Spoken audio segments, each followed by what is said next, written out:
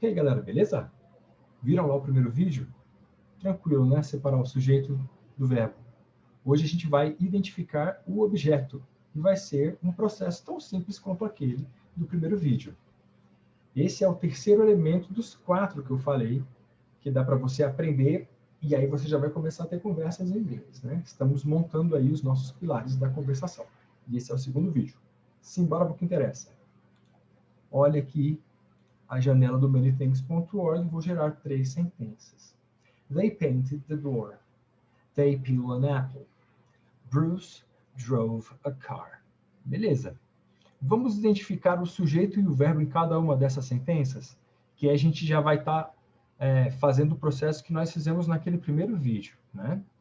Aqui no primeiro caso, ó, they é o sujeito e painted é o verbo. Beleza. Então, isso aqui é o objeto, né?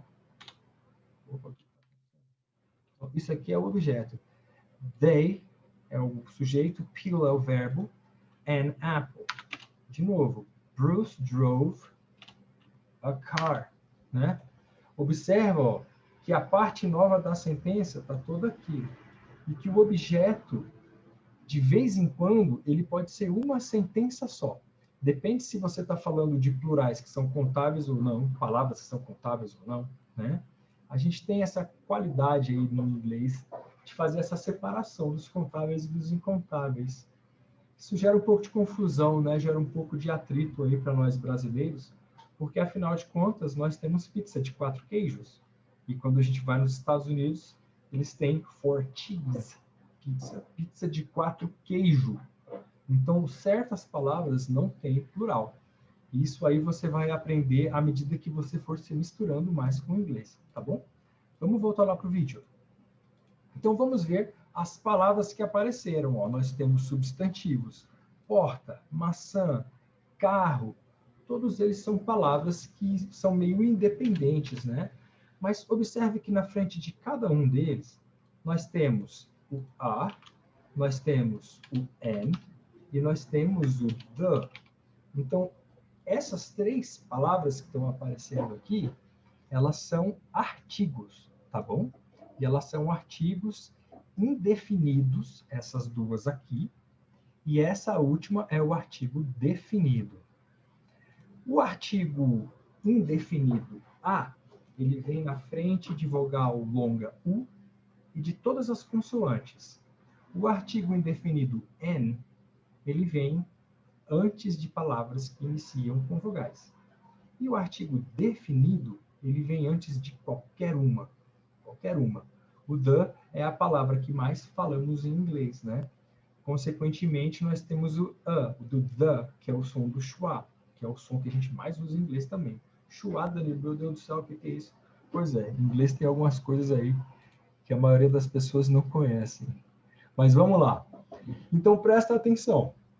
They painted the door. Eles pintaram a porta. Essa porta é específica, entendeu? Agora dá uma olhada aqui, ó. Bruce drove a car. O Bruce dirigiu um carro. Então, um é específico, um está determinado e o outro não. Por isso nós temos aí o sujeito definido e indefinido. Olha aqui, ó, aquele caso que eu te falei de palavras que não são contáveis, né? Basketball é uma palavra que não vai para o plural, né? They play basketball. Eles jogam basquetebol. Sujeito, verbo, objeto. Tranquilo. The journalist catches frogs. He catches frogs, né? Ele apanha sapos. Talvez ele seja um colecionador de sapos. I play basketball. A mesma coisa. Então, observa. Como esse objeto aqui é incontável, né?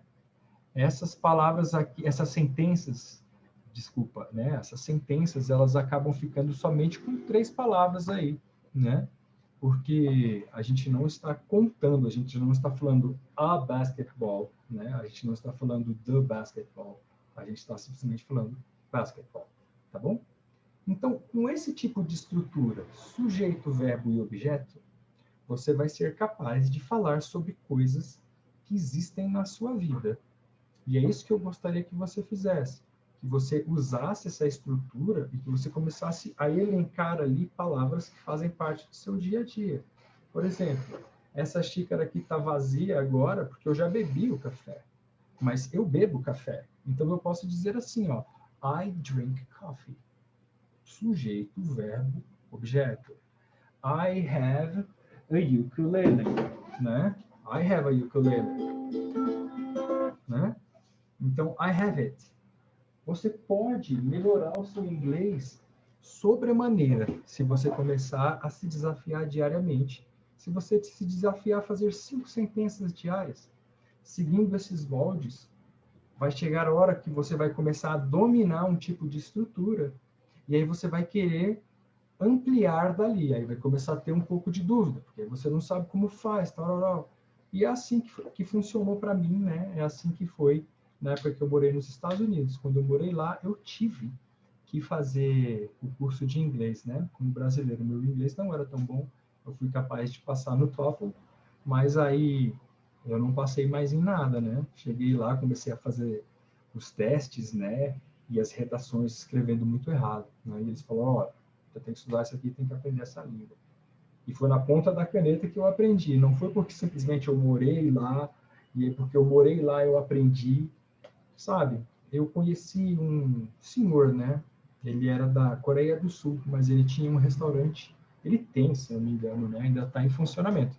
O Rocco's Little Italy, que é em Huntington, West Virginia. E ele não sabia falar inglês. Ele mora lá há 30 anos.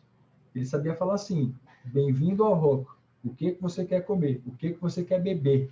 Né? Custa tanto. Obrigado, volte sempre. Ele tinha assim um arsenal de frases que ele se defendia. Mas se eu fosse falar com ele lá do beisebol, do futebol, ele não sabia falar, né? Então, gente, vamos aproveitar aí essa quarentena. A gente está em casa. Se desafie, coloque essas palavrinhas para você fazer, né? Essas estruturas.